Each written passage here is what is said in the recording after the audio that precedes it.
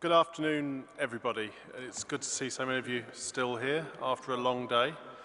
I'd like to thank Jean-Michel for inviting me to chair the last session, and indeed the European University Institute for putting on this event in such magnificent surroundings. What we're going to do now is the various members of the panel will have a short introductory remarks to make, and then we'll hopefully have a debate about what we've been talking about on this panel and indeed throughout the whole day, and afterwards we'll be throwing it open to the floor for a Q&A session. But without further ado, let's hear from first Fernand FELZINGER. Yes, thank you.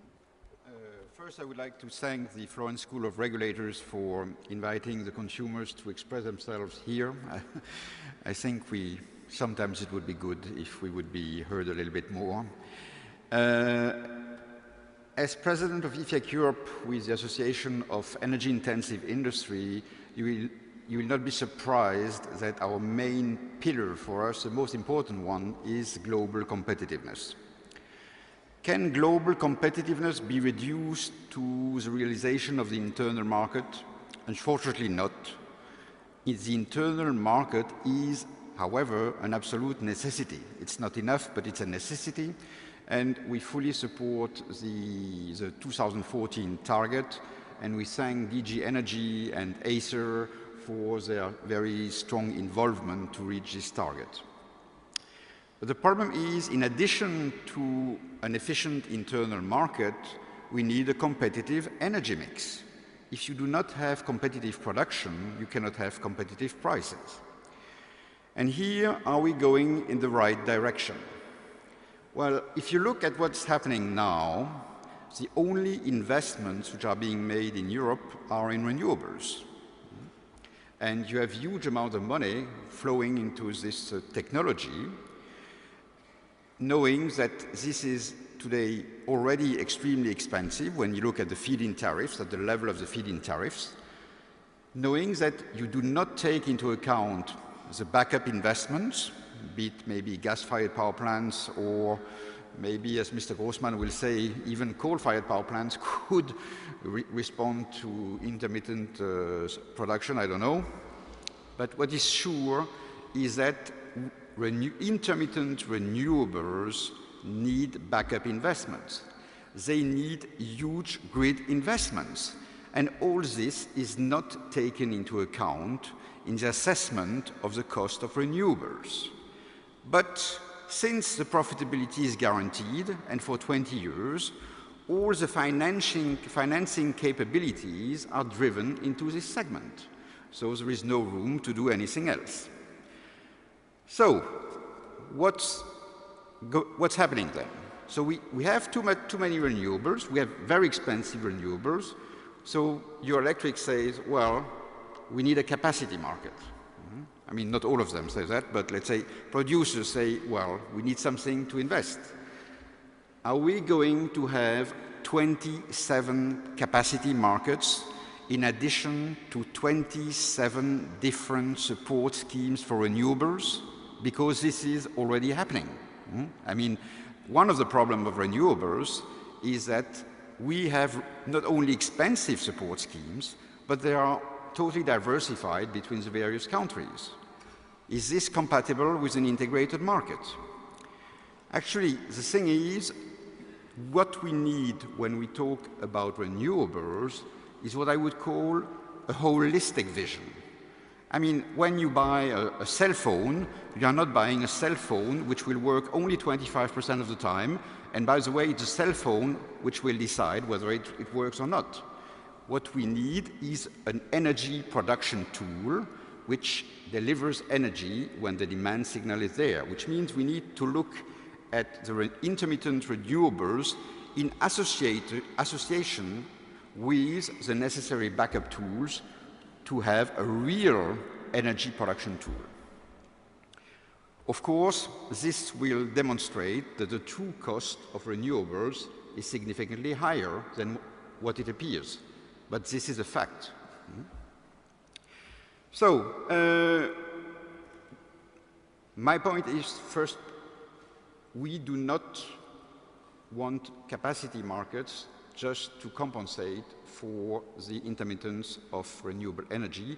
What is needed is that the necessary investment be included in the support schemes and that the right decisions are taken. Is an artificial price increase of CO2 another solution? It's true that as a direct consequence will be a higher electricity price and apparently lower subsidies. But this will not change the reality that prices of renewables are far too high. So, in addition, if you artificially increase the CO2 price, you in a way contribute to kill the idea that the ETS system must be deployed outside of Europe to be really the tool to address global warming. It will also lead to carbon leakage unless, in addition to free allocations for the energy-intensive industry, we get the full, but really the full compensation of indirect EU ETS costs. But, so actually, just to make it clear, Gunnar Lundberg this morning said renewables are perturbating the ETS. I agree. But this does not mean that it is ETS that needs to be fixed. What needs to be tackled is the root cause, and the root cause is the support schemes of renewables. Actually, it is as if to develop electrical cars, we would say, well, we need to increase the price of gasoline by 3 or by 4. Is this a realistic option? No, actually the problem with the development of renewables is that scaling up immature and non-competitive technologies never brings a good result. What's happening is, like for instance in Spain, after a while, member states realize that the money which is devoted to these non-competitive assets increases, creates a debt for 20 years, and after a while, well, people say, well, no, we can't afford this, so we stop. Is this really helping the renewables industry? I think not.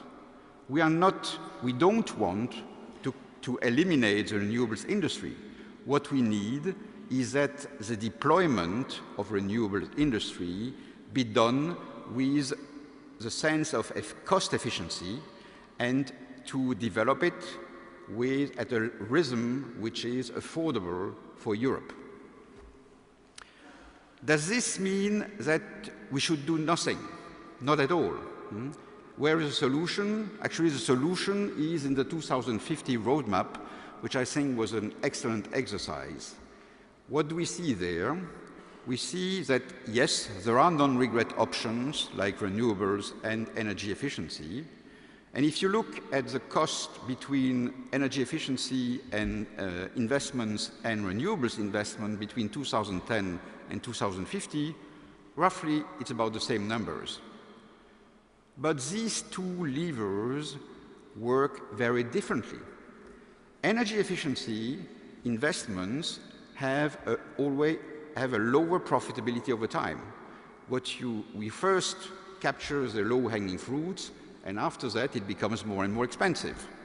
The renewable, a new generation technology, on the contrary, benefits from the experience curve and makes progress over time. So actually what we should do is not look at the 2050 picture as a roadmap, as a picture, but we should look at it in a dynamic way and use the levers in the most efficient way. What we really need is a cost and climate efficient policy.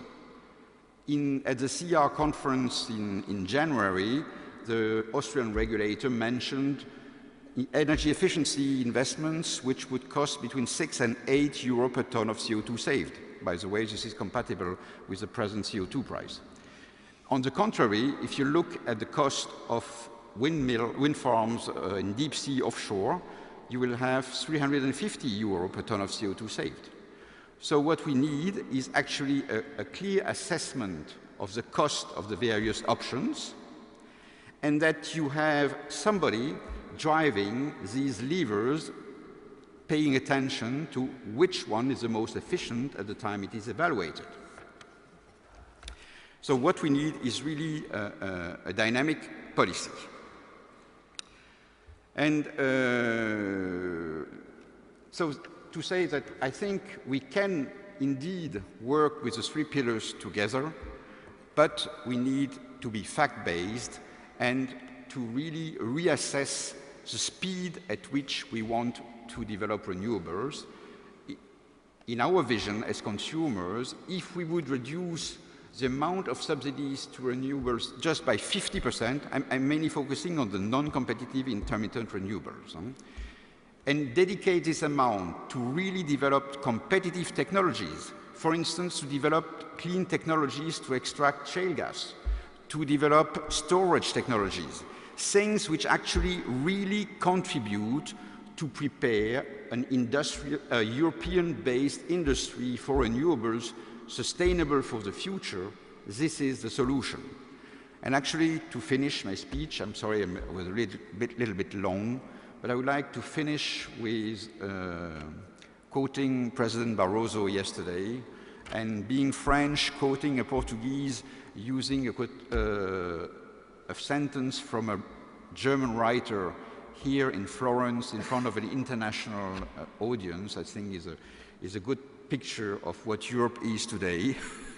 And so I would summarize my position on renewables by let's try to limit the level of the error.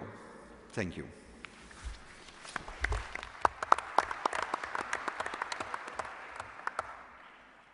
Next, we're going to hear from Nanni BECCALLI-FALCO.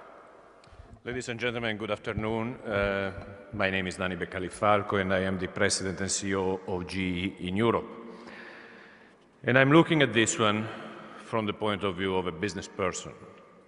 You know, it is very difficult to come at this point with this kind of panel and with all the panels that you've been followed and saying something new, something exciting, something meaningful, because we end up repeating ourselves. But what I would like to do, I'd like to take the approach of the business person and define the approach of the business person as we have to take complex problems and try to simplify them as much as possible to try to find the optimum solution at the minimum cost. So we all know that Europe is dependent, energy dependent from imports. I'm sure that in these 2 days you heard lots of numbers. I don't know, I wasn't here before, but I'm sure that there are lots of numbers telling you how much we bring from oil from outside the European Union, how much gas we import and all this kind of stuff. Just consider one thing, all these imports are costing us about €500 billion that we pay for buying energy sources. So the dependence on energy is becoming a very important economic factor, which is what a business person should be addressing, leaving aside the fact that it gives us a certain amount, a considerable amount of vulnerability because we are depending from other countries and from the will of other politicians. Our friend Ignacio has said that we have an energy policy. I don't mean to challenge what you said, but I think that we really have 3 energy policies. There is an energy policy on sustainability, and in my mind, in our mind, it is very narrow focused on the CO2 abatement and is not going to look at a broader spectrum. There is a security of supply policy, which is really looking only at the politics of supply rather than at the quality and quantity of supply.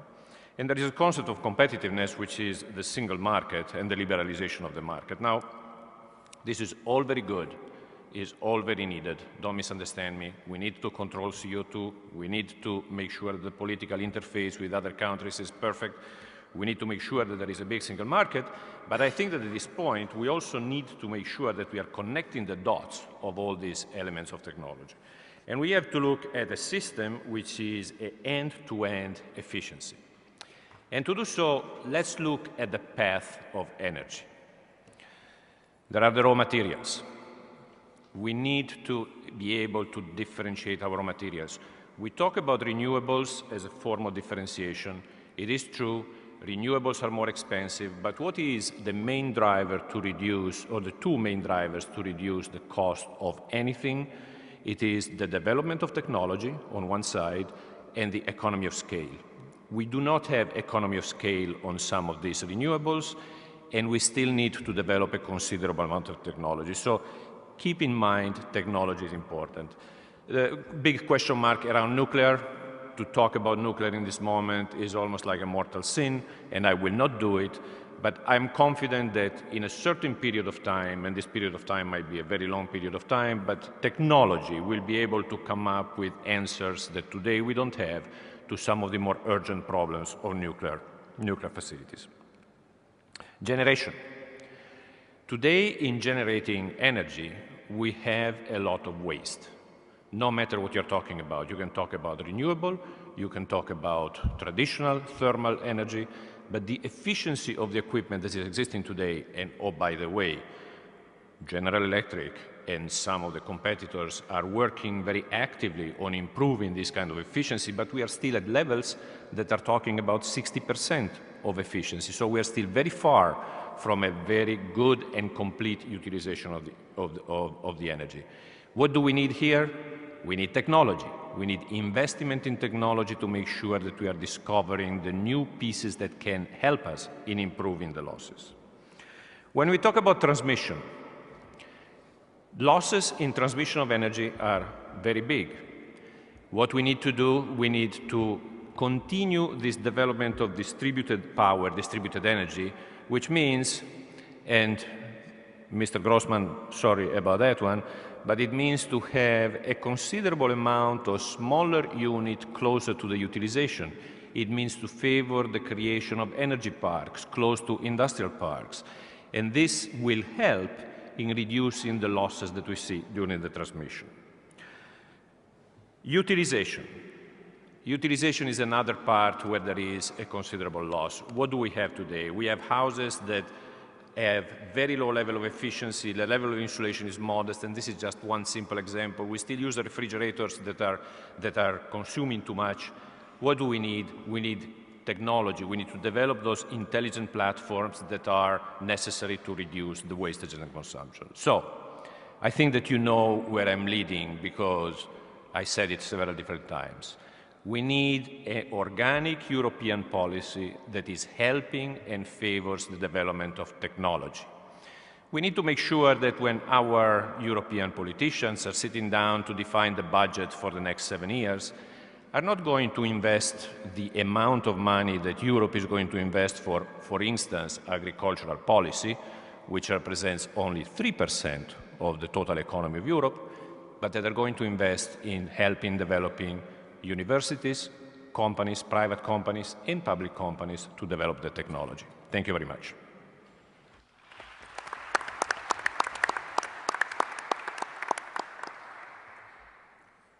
Thank you very much, Nanni. Next, we're going to hear from Umberto VERGINE. Director, thank you for inviting me to this session. I think that is a session that is focusing on a very interesting and timely issues. The background is that over the recent years, European policymakers have taken the center stage in the energy field, and the 3 main goals have been shaping the EU decision.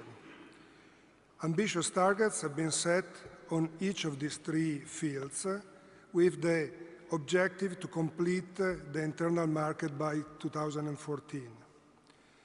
There has been an ongoing debate if each of these 3 European energy pillars and their related targets are appropriate.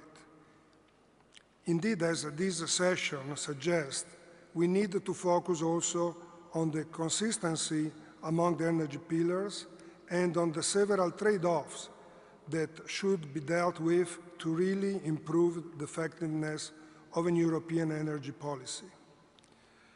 I will give you some example of what for a European gas player perspective are of primary importance. And to be clear on the type of European gas player I do represent, and to help also in understanding my subsequent comments, I would like to specify that Eni Gas and Power has contracted long-term the gas supply to Europe of 87 billion cubic meters per year, and overall, including all our participated companies, we sell 95 billion of cubic meters per year, of which 82 in the EU 27 countries. It seems to me that in designing the new set of rules that are required to achieve a competitive and integrated gas market by 2014, the regulators, most of you, are also focusing mainly on the goal of achieving a perfect functioning internal gas market. Indeed, while on one hand, the regulators explicitly recognize that long-term contracts are still important to guarantee stability and security of supply and are essential to promote investments in new gas production development and in new transportation infrastructures, on the other hand, they are setting rules aimed at fostering the development of a short-term gas market without the necessary precaution to avoid the undermining of the long-term contract market structure. This is particularly true since the end of 2008, also because unexpected market conditions have been speeding up this process of change, immediately reducing the competitiveness of the long-term take-or-pay contracts. This has been a very explosive discontinuity. Due to the combination effect of regulation measures and of the new market condition, today, a greater balance between the internal market and the stability and security of supply objective is, in my opinion, certainly needed. The trade-off between these two goals is emerging very clearly and needs to be addressed. On gas industry and on gas market, Europe is not the US, at least not yet. Neither is it comparable with the UK market of a few years ago. Therefore, a European gas market exclusively based on short-term trade would carry at least three significant risks that are worth considering. First, if shippers are not willing to book capacity for long term, this will certainly limit the development of new gas infrastructure. Second, if midstreamers are not willing to commit themselves to long-term supply contracts, this will reduce the attractiveness of the European gas market to producers. Producers that, due to the nature of their business, all of them, are willing to invest huge money only when they can contract gas for the long term. And this is particularly true since the producers will find buyers that are still willing to commit to long terms in other parts of the global gas market, like the emerging gas market and countries that count on the guarantee given by these long-term contracts to secure energy, not only energy, a clean energy, to satisfy their social and economical growth plans. Certainly, also high hub price would attract gas supplies, but Europe would find itself in an uncomfortable position of being at the bottom of the merit order of the physical gas delivery. Producers would first honor their long-term supply commitments, and only afterwards, or opportunistically, they will deliver gas to the European hub. Finally, but in my mind this is very important, given the oligopolistic nature of the European gas supplies, there would also be a serious risk of Europe having a perfectly functioning internal market where prices are not necessarily always market-driven. Someone may say that this is an extremely picture. However, many recognize that this could easily happen. But even if you believe that these are not only potential risks, please accept that this is enough to require an in-depth analysis about how stability and security of supply will be redefined if short-term trade only prevails. Indeed, the European midstreamer business model, which until today has offered a well-tested and balanced form of interface between the internal market and its external supplier, would be totally jeopardized. We should look at the implementation of the 3 European energy pillars in a more coordinated and comprehensive way, examining all the positive and the negative implications they carry. Thank you.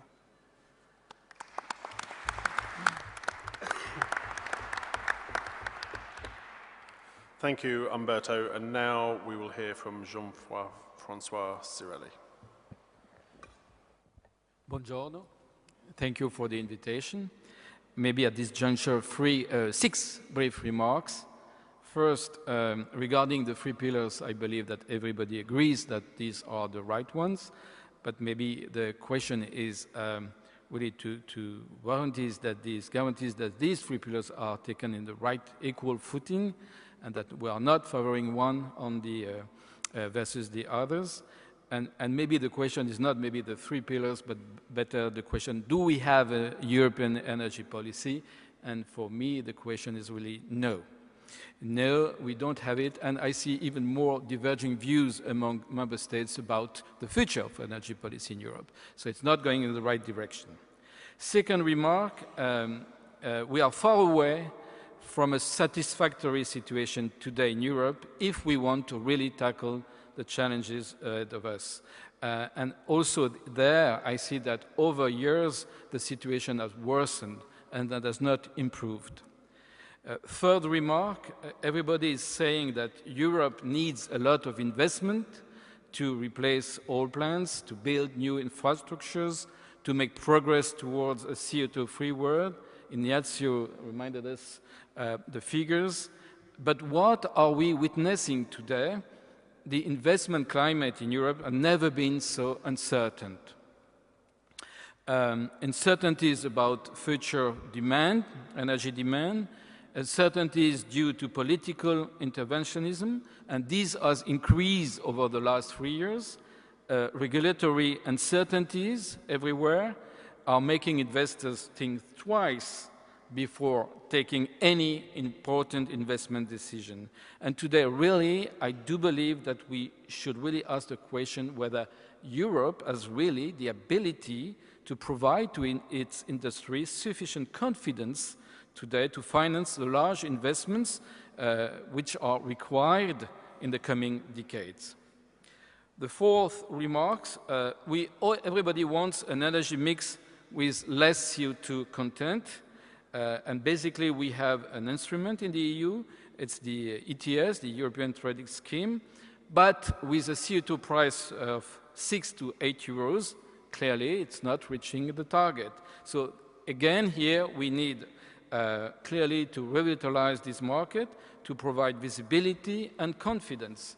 And we don't have this confidence today, so there is really an urgent need to try to fix this market.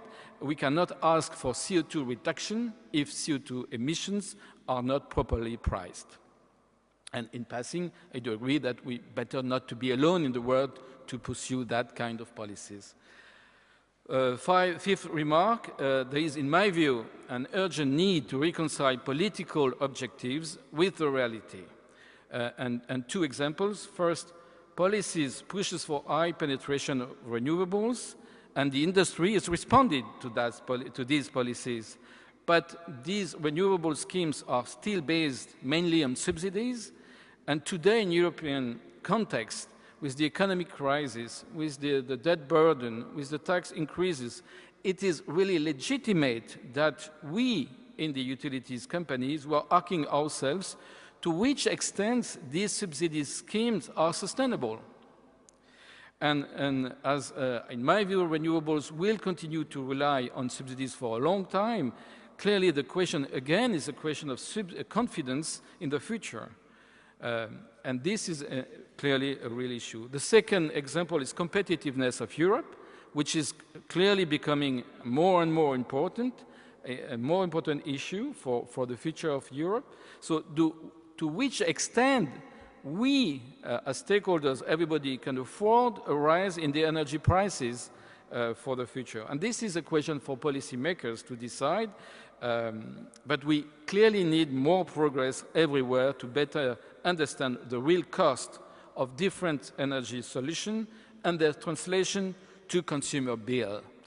in a nutshell, we do not want to be the scapegoat. If we want a policy which is more expensive, we have to do and to say that it will be more expensive. And the sixth and last comment and remark is certainly there should be a brilliant future for gas in Europe, which allows to fulfill our objectives and what the objective that the EU is pursuing. But again, there is too much uncertainties about the future of gas today in Europe. Umberto has mentioned some of them. Will we do the other way that the US is to take in today, i.e. there is a dash for gas in the US, and clearly today there is a dash for coal in Europe in a sense, and coal is coming back. And this is it really what we want? That's the question. To sum up, first, I think we really need to assess the cost of energy solutions and the consequences of the prices for our consumers, because I think public opinion this is a real issue for them. Second, we need really to reduce uncertainties for the sector, otherwise we will not invest anymore in Europe. And third, we should take again the role of gas in the future and adopt more favorable policies for gas. Thank you. Thank you very much, Jean-François. And now I'd like to call on Christian von HIRSCHHAUSEN. Yeah, thank you very much for the introduction. I was thinking about what are the three pillars that brings us together here. Is it the European University Institute, the Florence School of Regulation, and the think tank? Probably. Is it the industry, the policy community, and the academics? Probably. I think what brings us together, and I want to pick up the proverb of Ronnie Bellman's this morning, is the party. I'm here to party for 3 days, 2.5 days. That's what I've come here. Thanks a lot, Jean-Michel, for inviting me. And the party we're partying is the Energy Roadmap 2050, I guess. That's agreed by all member states. It's under discussion. So let's think, what do we need for this party, except for the grids that I'll talk about. We need 3 times 3 pillars. And we agreed in the pre-discussion to be a little controversial, otherwise everybody's going to fall asleep. So let me say what I always say, but some people consider it controversial. The invitation to the party includes generation, it includes networks, and it includes the demand side, right? So what does it say in the Energy Roadmap 2050? There are 3 types of generation. If I come to this pillar, renewables, nuclear, and CCS. Renewables is clear. It's going to give us 0 marginal cost. At some point in time, it's going to bring down the cost of electricity, but it has fixed costs, of course, that need to be borne, which are much lower than the 2 other technologies. It's very easy. Nuclear is extremely expensive, both in fixed costs and in variable costs. Nuclear, we have, as our consumer protector just said, nuclear is what you should have mentioned, because that's where most of the public money has gone into over the last 40 years. Let me come to my favorite. CCTS is not only extremely expensive, it does not even exist. You can't have a party without participants. We don't have a CCTS chain, which includes, as was mentioned, transportation. It does not exist nowhere in the world. And judging from the last 15 years, it won't. That's why I think we should not spoil the party with the data. And with all due respect to Panellists, the respected colleague, in the roadmap, because it's 3,481 for the year 2010. I don't know where this figure comes from, because CCTS did not exist in 2010, it does not exist today, and it may not exist tomorrow. We could have put in 6,000, or we could have put in 25. It's absolutely out of the blue. That's why I think we should not spoil the party by the 6.7 gigawatt of CCTS in the roadmap for 2020, because they don't exist. They are put into the roadmap because in the EPR there was potential support for 6 projects. None of them have worked so far. The 5th of December, Vattenfall has abandoned its project. Longanet was abandoned. Porto Tolla was abandoned. The Spanish project is having difficulties. The only region that still relies on the sea is the Netherlands and the UK and Norway. But there's no transportation and there's no storage because it's meant for enhanced oil and gas recovery. Still, we need to continue with this party. The second pillar is electricity grids. And here I think the debate is a little bit one-sided. We always talk about the European superhighways, and we're going to work on this in the e-highways project. But I think everything that relates to this is the optimal grid is mistaken because it may take the wrong objective function of welfare optimization. I wonder who in this room would support the objective of European-wide welfare optimization if the Florentines in the medieval times would have wanted to optimize welfare. They wouldn't have created the Arti, who were hardcore oligopolists. What else do we have? And I don't mean to say I love electricity lines. The more the better, and do even 2 or 3 times as much if you can. But we need to think about regional cooperation. It was very impressive that Werner Bolz showed the cooperation potential in the gas sector this afternoon, and it was purely related to Southeast Europe.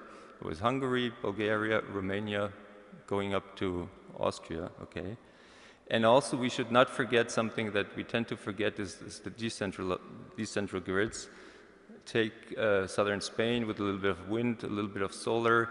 Take the batteries that are left over from not being used in electric mobility, and you have 20 kilowatt hours, 30 kilowatt hours, you have electricity to be stored overnight for 6 to 7 cents. And that is there's a second component of the grid party. Now, if you do a party, you need to invite your neighbors. These neighbors have become more difficult to access, be it North Africa or the MENA regions in the Middle East, North Africa, be it Ukraine, which some people would not invite them to the party today. Ronnie would invite the Russian nuclear industry to the party. There are other people in this room who would not. But I would also insist on the fact that we need to invite 2 more in-house inhabitants that are not part of the union, but that are extremely important for successing this party. One is Norway and one is Switzerland. Norway is often treated as the blue battery, and knowing many Norwegians, I know that they might not agree to this party. And then I come to the last point, which is the smallest country in the region, but probably the most important for succeeding the 2050 roadmap is Switzerland. It's not part of the Union, which is in trouble or in diversity with other countries for other issues, which has substantial infrastructure, railroad, airway problems with its neighbors, and which has the most important transfer station in Laufenburg, where 12 380 kV lines come together, and if we don't get the Swiss into this party, we're in trouble. Thank you very much, and I'll continue to enjoy this party here in Florence.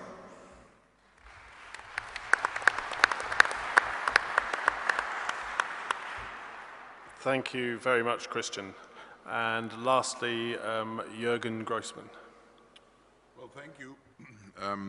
So I'm the guy that's keeping you away from the party tonight to follow up on Christian von Hirschhausen's statement. But let me first state I'm neither a lawyer nor a politician, so expect some not politically correct statements from me. My views may be simplistic, but you know, I'm, as a CEO, responsible for the bottom line of what the company does. And therefore, I'm kind of skeptical when I hear these 40 years projections, because 40 years ago, in the early 70s, there were lots of politicians that telling us that by the year 2012, we would have 100% nuclear power generation in Europe. Seriously. Had we believed it in that time, had we all invested in this, we would have gone belly up. So no politician will tell us later, yeah, I gave you that idea, you know, that long-term target, and when he abandons the target, we are the ones that spent the money. So we should ask ourselves that, are those things that we today believe that are the cornerstones of our policy, will they really hold? During this conference, we learned that the 450 ppm may be unattainable. Therefore, the 2-degree target, will it stay? You know, what is if the world's going to 650 ppm? And there is lots of consequences from that. There is the question, you know, does the world turn away from coal? The second thing, and that is, I believe in markets. And when I look at the EU energy policy, it is helping national governments to reduce the influence of the market. And do we really believe that any bureaucratic system will bring us the competitiveness? And Jean-François, I'm 100% I'm in agreement. You know, our belief is that markets and competition will drive prices down and not bureaucracy. In that respect, I mean, talking about capacity markets, that's you know, quite a contradiction in itself. I've looked it up. In the U.S., in the northeastern U.S., there is 3,000 pages of regulation to describe the capacity market. Is that a market? So then, of course, you ask yourself, does it all add up? And I agree, we don't have a European energy policy. If you look at the German system, we believe that between 2030 and 2050, we can count on 30% electricity imports. Now, last Sunday, François Hollande was elected in France. He's bringing about a turnaround in the French energy policy. Now, if France also decides to import 30% of its electricity, and Poland, because, you know, they're still coal-based, when they decide to import 30%, well, who's going to supply it? So let's be very, very skeptical, and let's not forget that Europe needs to stay competitive. And all our, you know, we have certain myths in the European policies. One is, of course, renewables create jobs. That's the new green revolution, and the world will buy European renewable technologies. Is that really true? Are we subsidizing something that is creating jobs and is helping our survival in the future? And I'm not so sure. So 3 pillars sound wonderful, you know. A 3-legged stool stands relatively stable. Well, 3 pillars only if they're lined correctly. If they're in one line, look at cricket, you know, it's kind of fragile thing, it can tilt over. And if the center of gravity in a 3-legged stool is outside of the triangle, see the simple engineer, it's not so stable. So we got to see that those pillars have an equal length. And I also believe that, you know, this equal length is a little bit about regulated and non-regulated market parts. When I look just at Germany, you know, in 2010, 65% of electricity generation was competitive, 35% was regulated, renewable energies and combined heat and power. In just the next 20 years, you know, we will have only 20% in competition. All the rest will be regulated, it's renewables and so on. Do you think a market can exist? I really don't think so. And you know, sometimes I get the idea that politicians like to set 40 years targets because none of us will be around to see whether we achieve them. And that is kind of easy. So I'm here as a simple CEO, and I have to make decisions that are sometimes contradictory. See, if I invest in renewables, they're taking away the intraday peak and make my CCGTs less profitable. You know, RWE in my tenure built about 6.5 gigawatts of the most modern CCGTs. We didn't use GE turbines. You were too expensive, Danny. We used Alstom and we regretted it, but okay, well, okay, yeah, you did. Yeah, you like him, I know, yeah. I like him too, but not for other reasons. So at the moment, you know, in the first quarter of 2012, I know I have to come to a, you don't want to be entertained, so I come to the end soon. So in a place that gave you the divine comedy like Florence, we have to take it a little or lighter. So the CCGTs that we built had operating hours like 200 in 3 months. You think you can make money with that? So also, you know, everybody demands investments in pump storage. Well, pump storage is only feasible when you have an intraday peak. And when that's taken away by the renewables, it just won't work. So let me conclude. I think we first have to set our priorities. And if we had, and that came out from many contributions here, and I really appreciate them. Ignacio and Fernand said this. If the ETS is the guiding system, then we don't need overriding other systems. I ask myself, now that, you know, we lost a lot of money by the premature closure of our nuclear fleet, can we continue operating our lignite fleet? Will the CO2 price be the only determining factor, or will there be other regulation that will prevent us from using coal? And I think that would be detrimental to the competitiveness of Europe. So my simple reminder is don't act national, act European. Let ETS be the only domineering system for combat climate change, and let an external energy market also introduce the renewables into some kind of a competitiveness and a market system.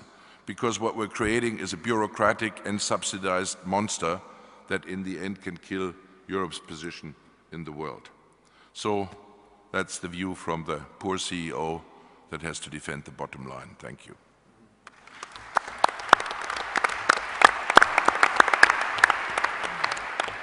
Thank you very much, Jürgen. We come to near the end of the session on EU energy policy to discover that the EU doesn't have an energy policy, or not one that Jürgen would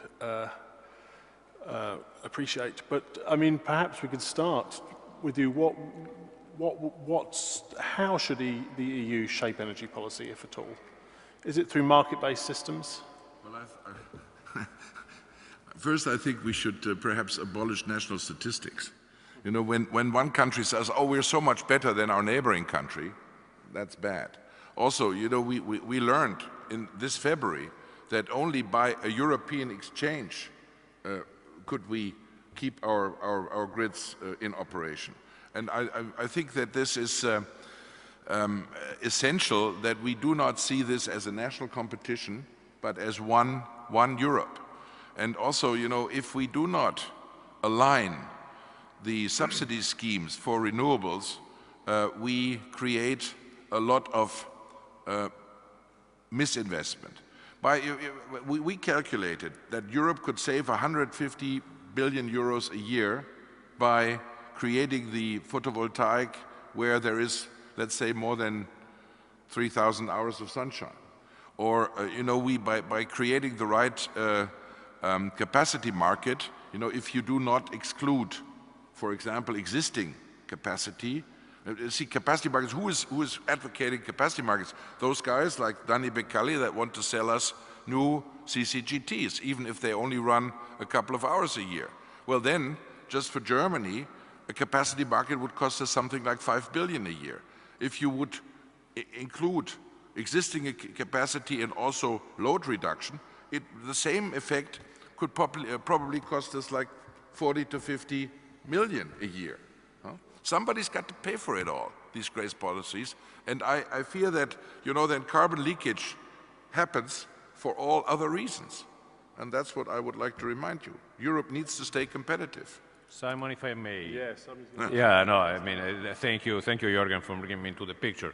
CCGT is a great solution that we have. It's not the only solution that we offer, and you know very well that we are working on selling technologies without going into the renewables that are smaller technologies, much more flexible technologies that can help any kind of producer, being the big four in Germany or being the Stadtwerke in Germany or small producers that can help in giving a much more flexible kind of production. So yes, if you want to buy a couple of CCGT, I love it, but I also got few other solutions to offer to you. A little marketing, it doesn't do any bad. Could I add to this? Could I add to two points in this discussion very briefly? First of all, I think this discussion on capacity markets is very interesting and enlightening, but we need to take care that it not become too academic. It doesn't make sense to devise a European capacity instrument. Take the example of Germany. We know, thanks to the engineers, which are very good planners and which traditionally don't believe in the market on purpose, we know we need probably 2 or 3 CCGTs in southeast Germany. We have converted Biblis, the nuclear power station, into a phase shifter, which keeps the stability in southwest Germany, so we need 2 or 3 CCGTs, probably. We can't achieve this with the European capacity schemes, but we need something that Werner Bolz mentioned earlier. We need someone that plans the investors, so if the capacity is needed, there can be competition for the sites. This is a very cheap, it's not even 500 million euros. The second aspect that I wanted to come back was, I heard from some of the speakers that coal was coming back. I don't know whether you've heard to the German Chancellor. If Merkel loses the Sunday, coal may come back, but it's unlikely. It's as unlikely as if the coal, C-O-A-L, is coming back. Even Ronnie Bellman said he doesn't expect coal to stay around. And I think this is a discussion of yesterday, which, last sentence, we never had a working electricity market in Germany. Probably, Mr. Grossmann, you have not been in the business long enough to realize it. Nuclear was installed in the 70s and 80s on public money. Coal, C-O-A-L, was subsidized on public money, and we never had a competitive market taking into account short-term and longer-term investment signals. I'm not saying that this may not change, but the idea that we had a competitive market is simply untrue for Germany and probably in many other countries as well. Thanks. Well, what you say is correct in as far as it concerns the time period before '98, but after that, you know, we are competing in a merit order with our power stations, and that part becomes smaller and smaller because of the guaranteed feed-in tariffs. And no other European nation has it quite the way that Germany has it. So this is why I'm asking for a European alignment of those rules, a common European policy also towards renewables. And a common policy towards coal as well. Perhaps. Towards coal as well, and I do think when you look at Europe should not close its eyes to what's happening in the world, and we were talking about over lunch, and I would bet, and I hope I'm around to cash in that bet, that in the year 2050 there is more coal mined in this world than today, and there is more oil drilled than today and more gas produced than today. Still, everybody is under the assumption that we would have less CO2. Maybe in Europe less coal is used, but I even don't see that. Umberto, I know you wanted to come in. Perhaps you're going to defend capacity markets, or perhaps you have something to say about coal. Well, first of all, for the record, I was going to make a clarification regarding the comment that was made regarding the stopping the subsidies to renewables in Spain. I mean, it is difficult to judge what the decision of a government is without being very close to the decision-making process. What is driving many of the regulatory decisions in Spain during the last few months is the tariff deficit.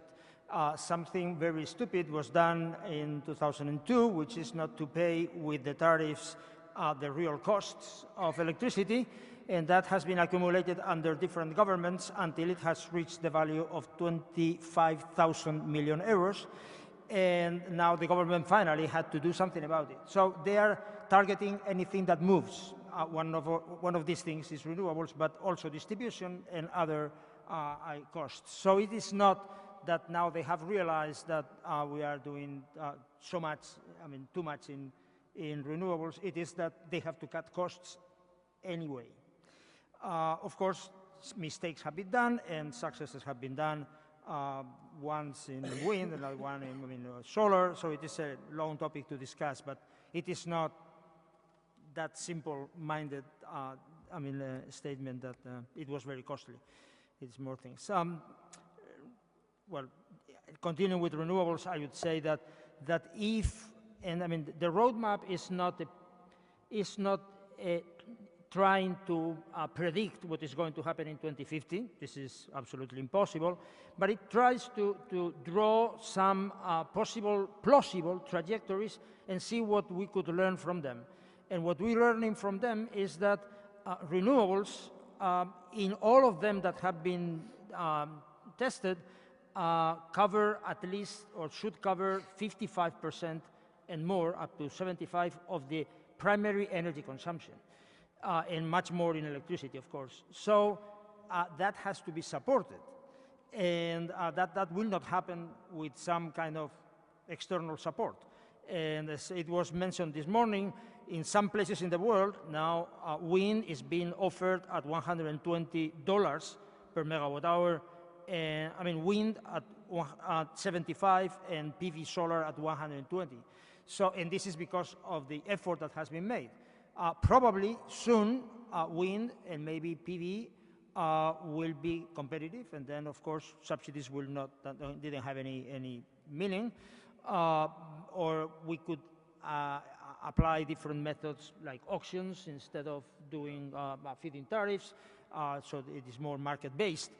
But if this is the technology, the majority of the technology in the future, we'll have to do something for that to happen. Without waste and being smart.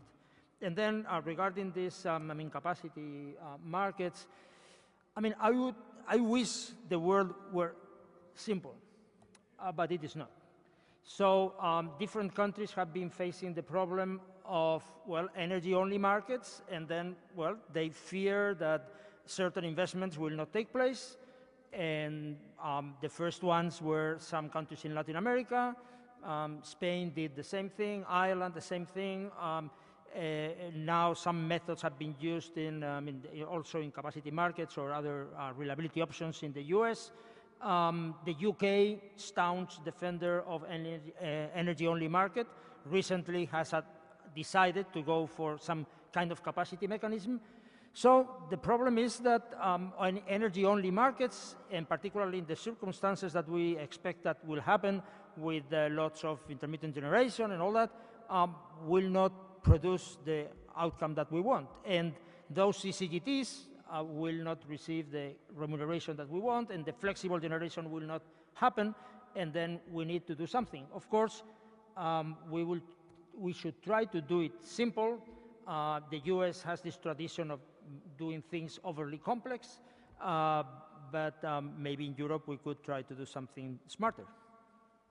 Maybe we could. We should have an energy market a bit like the US as well. Heinz, you wanted to come in there? Yes, I would like, from what I've heard, to make 3 comments. First of all, nobody has here contested, apparently, the roadmap 2050, the scenarios there. And I think if we base ourselves on the roadmap, I think we should be honest in our discussion. None of the solutions is really cheap. So to boil it down to say renewables is costly and other solutions are cheap is simply not honest. They are all costly.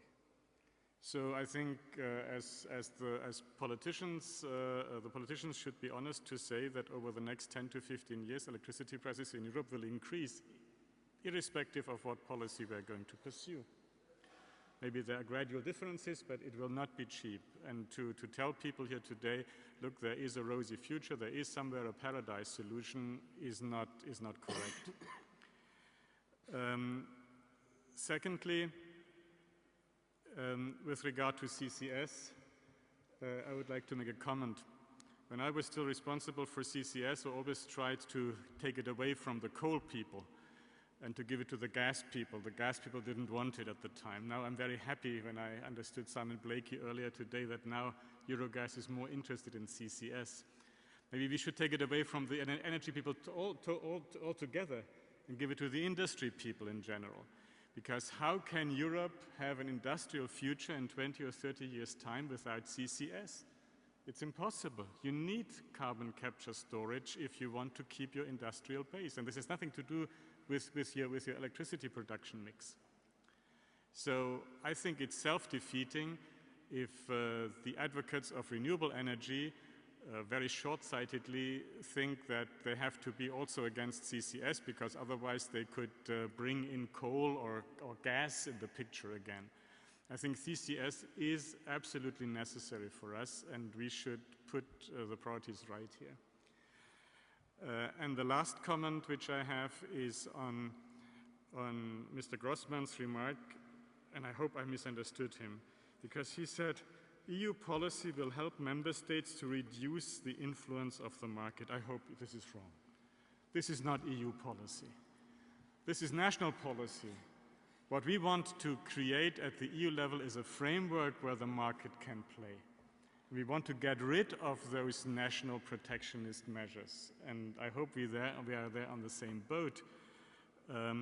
And I agree with you completely. ETS is the instrument which should play the predominant role. Where I differ with you a little bit is that you are so negative about targets. I think in addition to ETS, targets can play a very useful role. And actually, the experience the EU has had with all sorts of targets is pretty good, because they have focused the minds and they have helped to achieve a political development.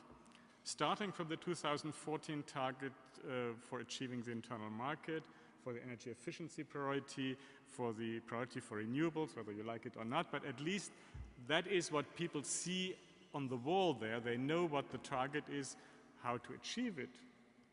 Maybe there we can discuss it. But to have a target, I think, is important, and I would strongly, as I said in my presentation, encourage the Commission to make a bold, again, a proposal for targets beyond 2020. Thank you. Great. Jürgen, you don't like targets. How do you feel about roadmaps? Well, I have to accept targets with all business planning. On the other hand, I mean, Heinz, I would like to remind you of the Lisbon Treaty and the targets that Europe was going to be the #1 economic and industrial region of the world. It was signed in 2000 and the target was for 2010, and I think we were a bit off. And you know,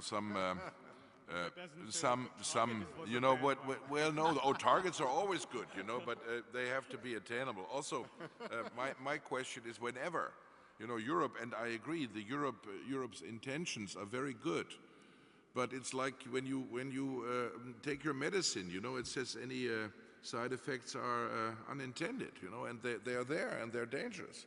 And at the moment, you know, with this belief in renewables and also belief, and look, I made my money in steel making, and if you would come to the world steel industry now and say that by 2050 all steel produced will have CCS, they will laugh at you. And they say, well, talk to aluminum first or talk to the big chemical companies. The question is whether what your expectations, the expectations that you put into the world are real.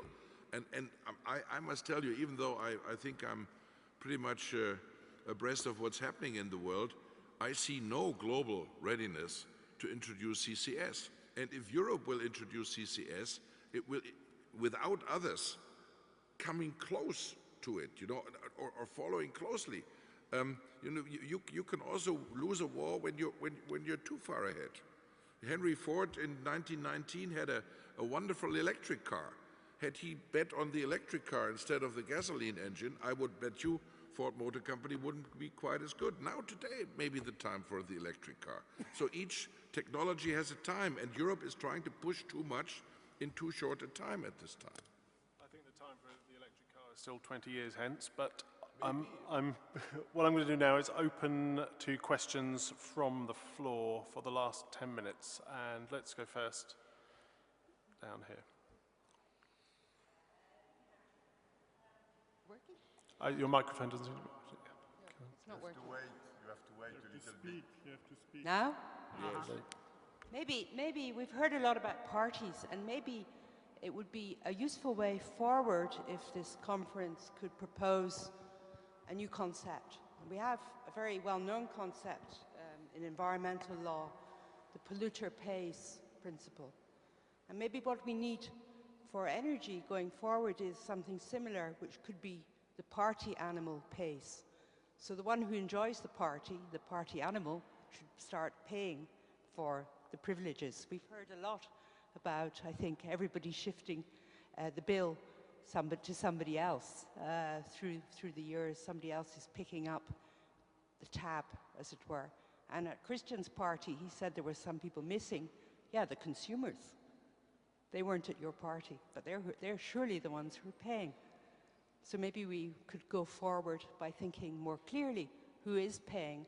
And what strikes me about the roadmap, but maybe I misunderstood Ignazio, but what I've seen of the criticism of the roadmap is there's no cost-benefit analysis done, no real hard cost-benefit analysis of the scenarios.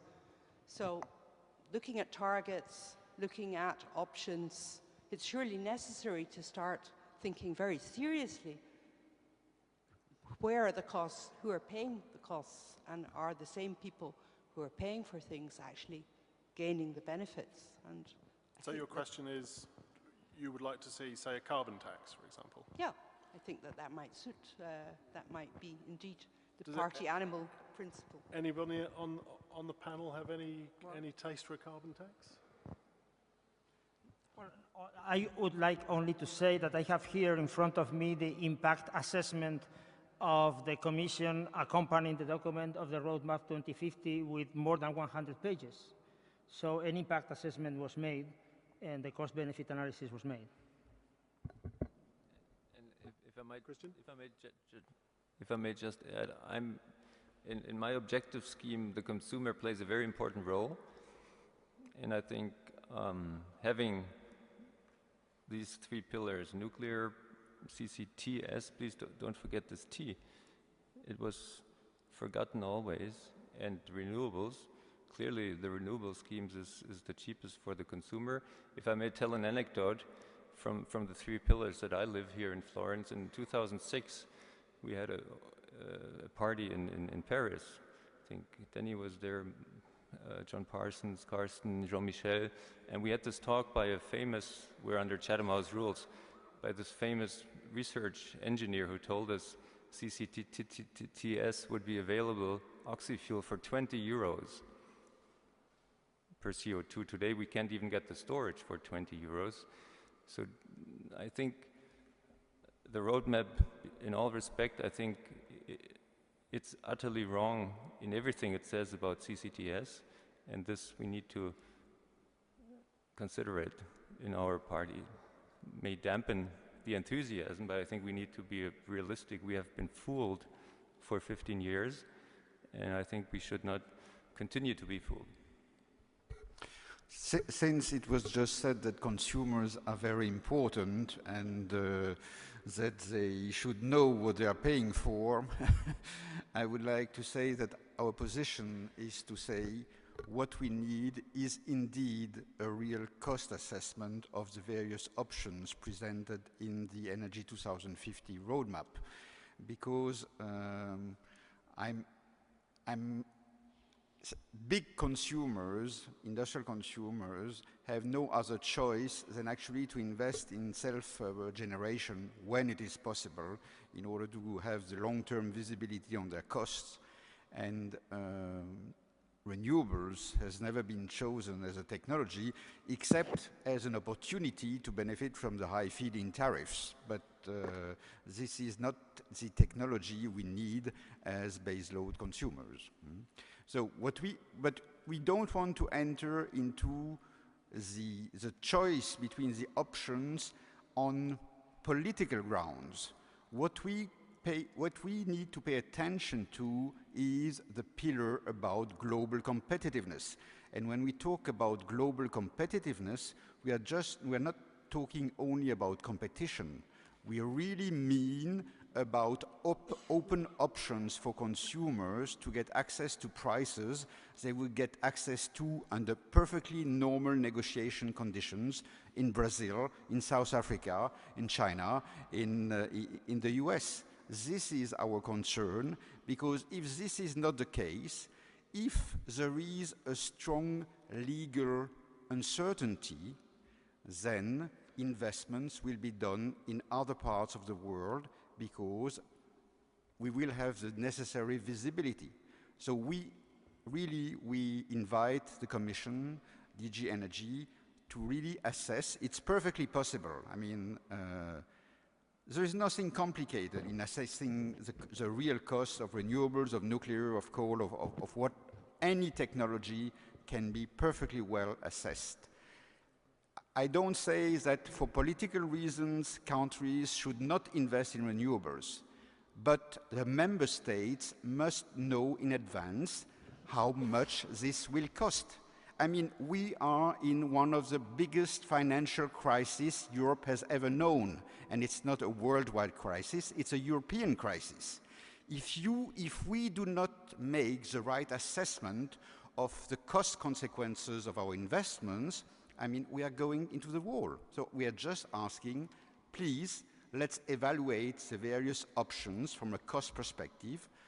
We want to develop renewables for 20 years, fine. We just need to know what this represents. I mean, in Germany, a household pays 35 euro per megawatt hour, and a large industrial pays 0.5. This is the difference from 1 to 70. This is well accepted in the German political environment. This is great. If such a system will not work in Greece, it doesn't work in Poland, it doesn't work in Czech Republic, which means that actually there are really consequences of the politics decided at European level on the competitiveness of the various industries in the various European countries. So we cannot speak about a European energy market as long as we are not really talking about real numbers and figures which are really truly shared. Another question down here.